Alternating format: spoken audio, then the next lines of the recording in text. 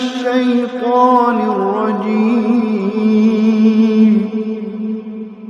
بسم الله الرحمن الرحيم.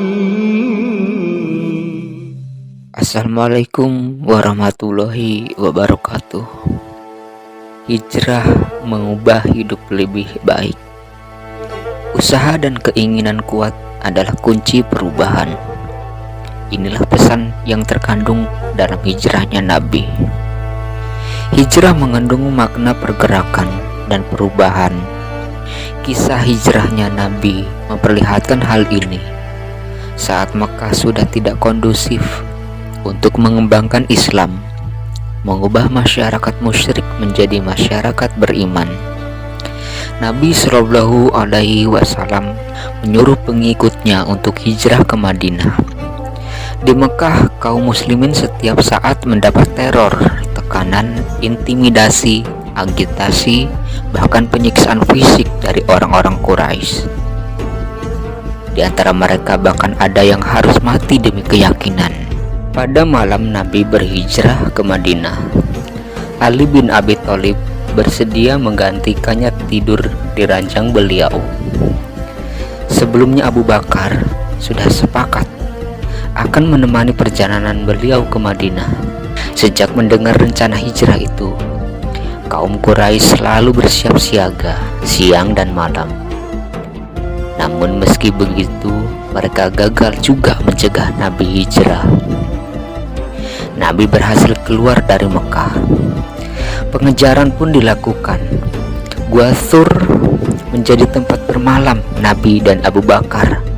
Di tengah perjalanan, kaum Quraisy sudah berada di atas gua itu, namun tidak begitu interest atau memperhatikan ataupun minat dengan keberadaan gua itu, dan menyangka hanya gua tua, tidak ada apa-apa selain jaring laba-laba yang utuh menutupi mulut gua, pertanda tidak ada manusia yang melewatinya. Dan akhirnya pun mereka pergi. Beberapa hari di Gua Thur, Nabi dan Abu Bakar mendapat suplai makanan dan perlengkapan yang diperlukan dari Asma, putri Abu Bakar, dan seorang penunjuk jalan bernama Uroikid. Merasa kondisi jalan aman dan kaum Quraisy sudah tidak serius lagi melakukan pencarian dan pengejaran, mereka pun keluar melanjutkan perjalanan ke Madinah. Sesaat sebelum sampai di Madinah, mereka beristirahat di Quba. Setelah mendirikan masjid di Quba, Nabi kemudian meneruskan perjalanan ke Madinah. Sampai di Madinah, kaum muslim menyambutnya dengan penuh sukacita. 13 tahun di Mekah, perubahan yang dibawa Rasulullah hasilnya tidak begitu menggembirakan. Akhirnya Nabi pun hijrah ke Madinah, berharap ada perubahan yang bisa dilakukan di sini.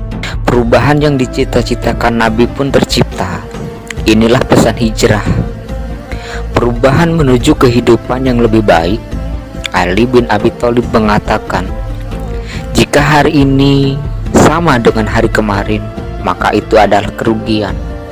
Rugi karena waktu berjalan, tapi tidak ada perubahan kepada yang lebih baik.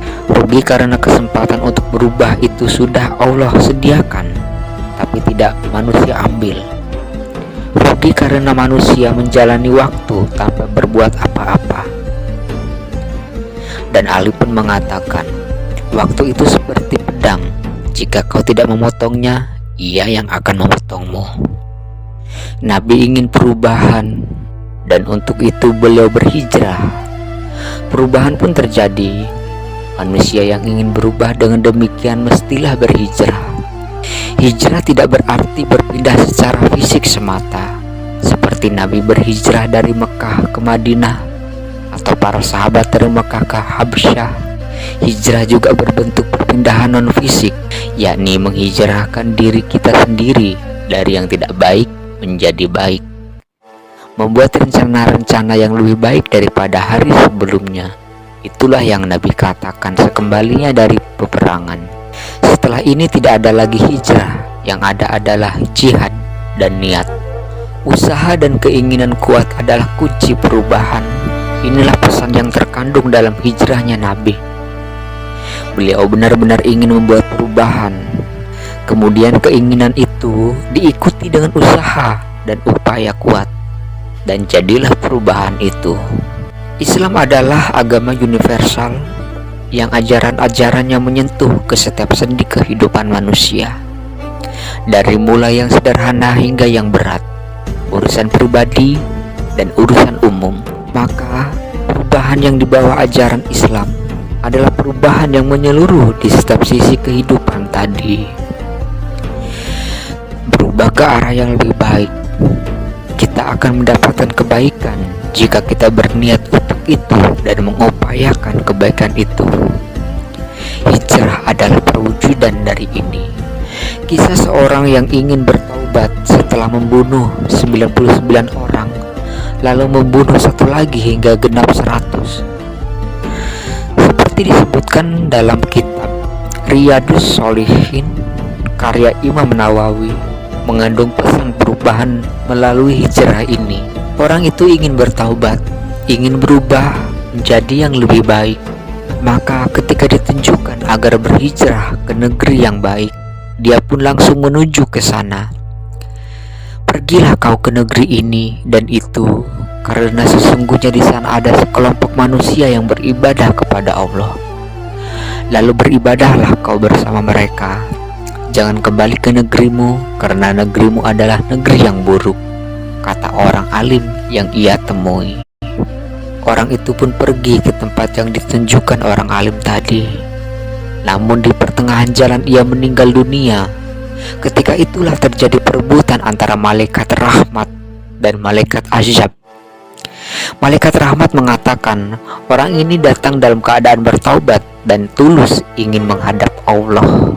Malaikat azab mengatakan, tapi dia belum mengamalkan kebaikan sedikit pun.